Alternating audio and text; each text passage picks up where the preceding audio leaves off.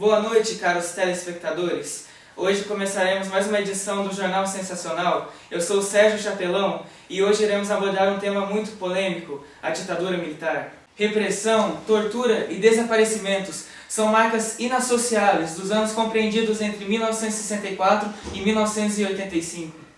Uma historiografia cada vez mais desvinculada das ideologias mostram que não há mais mocinhos ou bandidos em qualquer período da história da humanidade. Não há espaço aqui para negar as torturas e selvagerias que aconteceram nos quartéis militares, mas também não estamos aqui para canonizar todos os opositores que participaram desse período. Bom, agora vamos descobrir mais sobre esse período crítico para o Brasil, com o nosso pesquisador Hélio Tavares. Bom dia. Bom dia. Queria primeiramente agradecer por estar presente aqui. Muito obrigado. Sente-se, por favor. Obrigado.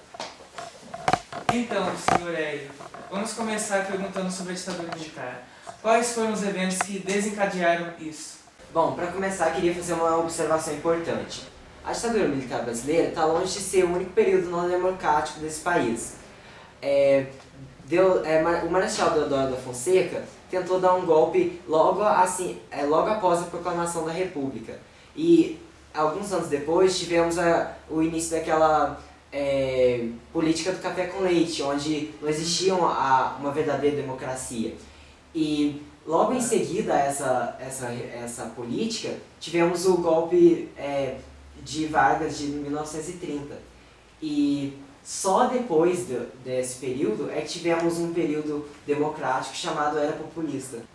Bom, muito interessante você citar essa era populista, que isso foi um período que produziu grandes presidentes, como Kubitschek e João Goulart, não é? Então, é legal você ter mencionado isso, já que João Goulart é conhecido por ter sido um homem preocupado com as causas sociais e ter tido um governo justo, mas isso passa longe de ser verdade. O jornalista Samuel Weiner escreveu um livro chamado Minha Razão de Viver, no qual ele conta a participação de Jango com esses esquemas de corrupção, principalmente com empreiteiras.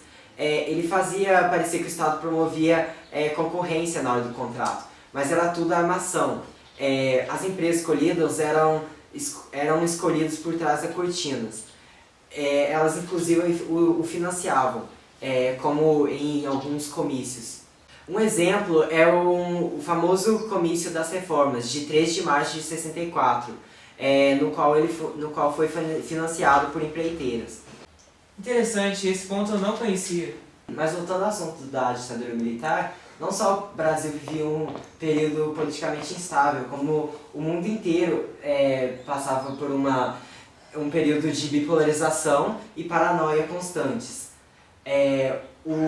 Havia o bloco capitalista, que era liderado pelos Estados Unidos, e o bloco socialista, liderado pela União Soviética. Era um período em que o mundo inteiro temia pelo regime do outro bloco, e até países como o Brasil estavam envolvidos nessa disputa ideológica. Para você ter uma ideia, a Marcha da Família com Deus pela Liberdade, uma grande mobilização e repúdio a João Goulart e aos regimes socialistas, reuniu mais de 1 milhão de pessoas. Uma manifestação desse porte só se repetiria nas diretas já, que deu fim ao regime militar. Você falou uma palavra que chamou a atenção, paranoia. Todo esse medo do comunismo no Ocidente era exagerado? Está correto? Certamente, na época em que a marcha ocorreu, havia um receio justificado em relação ao presidente da época. João Goulart ficou associado a várias medidas que causaram um mal-estar muito grande entre setores conservadores, direitistas, anticomunistas em geral. Jânio Quadros, do qual Jango era vice, condecorou o guerrilheiro Che Guevara com a medalha da Ordem do Cruzeiro do Sul. Goulart também iniciou um audacioso plano de reformas de base, ao qual propunha, por exemplo, reforma agrária e controle de lucros das empresas estrangeiras. Essas manifestações, que certamente ajudaram a derrubar Jango e dar um passo rumo à ditadura, no contexto da época, foram vistos como corretos por uma boa parte das pessoas. Esse 1 milhão de pessoas era composto por populares, não por uma elite burguesa. Agora, mais tarde, quando a ditadura endureceu, a paranoia política cresceu a níveis astronômicos. Muita gente foi presa e torturada sem sequer ter relações com grupos de esquerda ou comunismo. Muito obrigado pelos esclarecimentos, professor Hélio. Prazer enorme ter aqui O conosco. prazer foi meu. Obrigado. Bem, agora chegamos a um tópico muitíssimo interessante. Como ficou a oposição à ditadura aqui no Brasil? Muitos foram torturados, muitos desapareceram completamente. Nos quartéis, relatos de brutalidade aparecem e ficam comprovados a cada dia. Estupros, palmadas no seio das mulheres, muitos artistas e opositores foram exilados. Ninguém em sã consciência nega os horrores que aconteceram durante o regime militar. Parar por aí, porém, é ignorância. Transformar guerrilheiros em heróis é de uma inocência que beira a estupidez. Vamos agora à nossa sessão Máquina do Tempo, com o nosso jornalista e entrevistador João Cuculoco.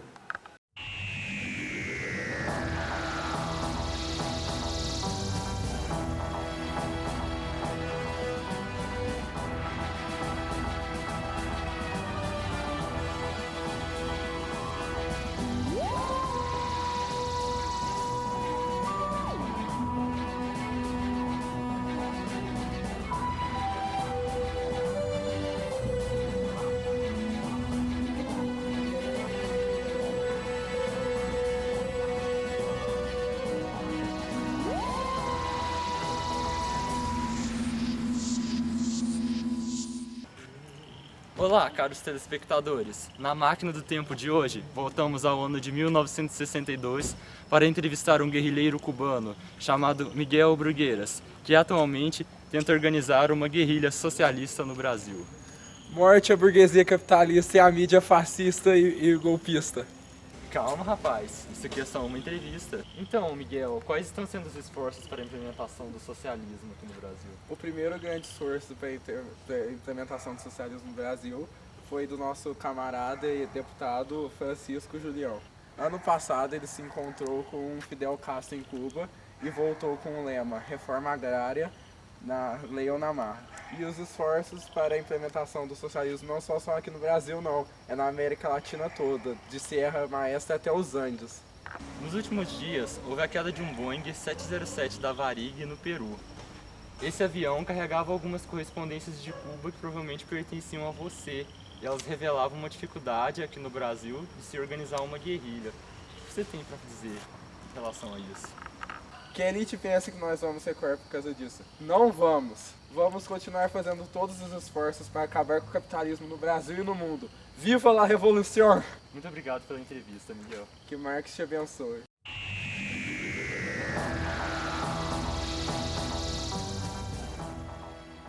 E aí, João, lidar com a guerrilha é perigoso mesmo ou você já se tornou camarada?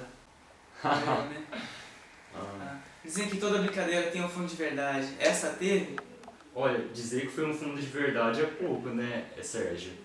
Apesar da caricaturização que a gente teve do guerrilheiro lá, aquela questão do Boeing 707, da correspondência cubana e da guerrilha é toda verdadeira. Mais factual ainda é que os esforços dos socialistas continuaram aqui no Brasil. Em 1963, por exemplo, Leonel Brizola, que era o deputado mais votado e o conselheiro principal de Jango, ele fazia discursos inflamados na rádio Minique, por exemplo, incitando as pessoas a formarem pequenos grupos de guerrilha para combaterem. Esses milhares de grupos seriam organizados pelo aquilo que o próprio Leonel Brizola chamou de G11, né? Os grupos dos 11 companheiros ou comandos nacionalistas. Mas como se dava a ação das guerrilhas aqui no Brasil? A ação da guerrilha aqui no Brasil parecia que foi tirada de um folheto da Al-Qaeda. Uma das cartilhas, por exemplo, que se distribuíram foi, por exemplo, que os guerrilheiros deveriam pegar em todos os tipos de armas, de espingardas de cartuchos de camponeses até revólveres, pistolas e metralhadoras. A cartilha recomendava também que se usassem mulheres e crianças como escudo humano, para acobertar a ação dos guerrilheiros contra a reação da polícia e dos militares. E ainda por cima, a cartilha dizia o seguinte: em caso de falha do movimento, essas mulheres e essas crianças, ou seja, os reféns, deveriam ser sumária e imediatamente executados. Não existia um mínimo de compaixão dos guerrilheiros, não é? Certamente, né? O poder da ideologia revolucionária. E a ação militar, como ela se deu? Foi justificada, bem ou mal executada? Olha, Sérgio, na minha opinião, as ações da ditadura não foram nem bem executadas, nem justificadas. Primeira coisa, a gente não justifica uma ditadura. E segunda, que é boa esclarecer também, é que as ações dos militares endureceram por dois motivos. O primeiro deles é que a guerrilha esquerdista mesmo não estava de brincadeira. Em 1968, o Ato Institucional número 5 foi aprovado no Congresso. E esse ato ele enrijeceu a ditadura de várias maneiras. O Congresso foi fechado, o Estado passou a ter o direito de prender as pessoas sem motivo, o direito ao habeas corpus foi abolido, por exemplo, e o Executivo podia liderar arbitrariamente por meio de vários decretos-leis. A justificativa dos militares foi bem simples, não é? Era preciso manter a ordem no país. Para você ter uma ideia, no discurso de dezembro, logo quando os militares estavam aprovando o ato institucional número 5, a palavra ordem foi citada 23 vezes durante todas as falas dos militares. De que passa a impressão que o Brasil estava um caos, né? De uma certa maneira, ele estava mesmo. De janeiro a dezembro daquele ano, os guerrilheiros cometeram vários assaltos a bancos, atentados e execuções que deixaram 9 pessoas mortas, por exemplo, e uma legião de pessoas feridas. Essas pessoas iam desde soldados, seguranças de banco, até mesmo motoristas e pessoas que estavam passando na rua no momento em que o ato era feito. As ações da guerrilha eram totalmente caóticas também. Em 1968, antes da aprovação do ato institucional, um estudante, por exemplo, foi ferido na porta da embaixada americana por um atentado à bomba. Ele, que estava no prédio, foi avisar os policiais, mas antes disso a bomba explodiu e feriu ele com 80 estilhaços e ele teve que amputar a perna esquerda, a parte inferior da perna esquerda. Até 1992, as pessoas acreditavam, né, os investigadores acreditaram que ele tinha armado a bomba, mas foi só aí que um artista plástico brasileiro exilado na França, chamado Sérgio Ferro, foi só aí que ele assumiu ter participado do atentado com outros amigos dele da Faculdade de Arquitetura da USP. Outro caso da total desordem das ações comunistas foi a morte de um major alemão, chamado Eduard Ernest von Westernhagen. Esse major alemão ele foi confundido com Gary Prado, que era o major boliviano que tinha participado e liderado a ação contra o guerrilheiro Che Guevara. Os guerrilheiros seguiram o major alemão pelas ruas do Rio de Janeiro e quando chegaram numa região mais pacata do Jardim Botânico, eles mataram ele com 10 tiros.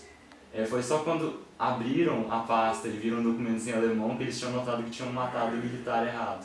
Depois de tantos anos, Amilcar Bayard, que era o guerrilheiro que tinha participado daquela ação, ele lamentou o engano e disse assim que teria sido, na verdade, um conforto para ele ter matado Gary. Outro excelente exemplo da ação da guerrilha foi o ativista Diógenes Carvalho de Oliveira. De março a dezembro, Diógenes participou de 5 assaltos, 3 atentados à bomba e 1 execução. Em junho, ele participou de um ataque ao quartel do 2º Exército, onde ele lançou uma caminhonete cheia de dinamites contra um muro, matando um soldado e deixando outros 3 feridos. Em outubro daquele ano, Diógenes participou de uma ação contra o capitão americano Charles Chandler, que tinha 30 anos e morava em São Paulo. Quando o capitão estava saindo da casa dele no bairro Sumarezinho, Diógenes executou ele na frente da esposa e do filho de 4 anos. A acusação de Diógenes foi que o capitão era um agente da CIA infiltrado aqui no Brasil, mas essa acusação na verdade nunca foi provada por nenhum documento ou nenhuma fonte confiável. A última ação ainda de Diógenes, em 68, foi assalto a uma casa de armas. 2 dias depois, o ato constitucional foi aprovado. Muita gente pode dizer que com todos esses acontecimentos, a ação dos militares foi exagerada, com torturas de estudantes que apenas partilhavam ideias inocentes e que não tinham nenhuma ligação com guerrilhas ou outras coisas envolvendo os contra a ditadura. Eles não estão errados, né? Mas a intenção aqui não é você justificar os atos da ditadura, mas sim tentar entender o contexto da época. Os militares podem ter forçado a barra, mas a experiência mesmo da época mostra que com funcionários infiltrados no governo e alguns poucos guerrilheiros era capaz. Os esquerdistas eram assim capazes de derrubar a ordem vigente. Outra situação que chega a ser também um pouco cômica era que os militares brasileiros eles eram extremamente incompetentes na investigação que eles faziam.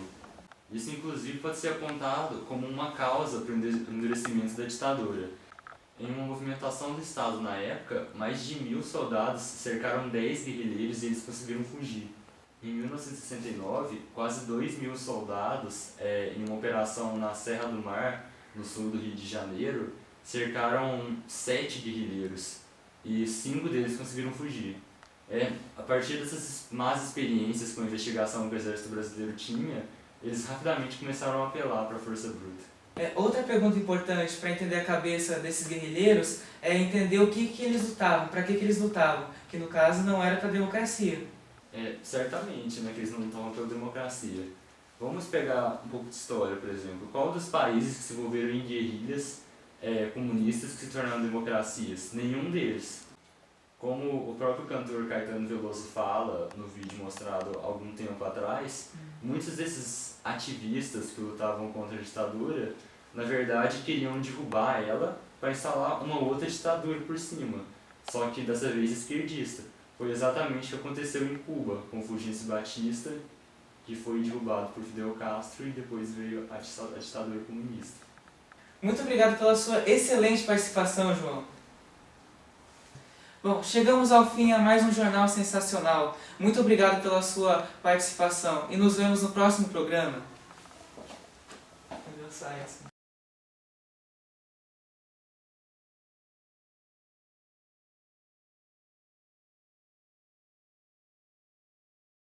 Você estava com a minha mulher.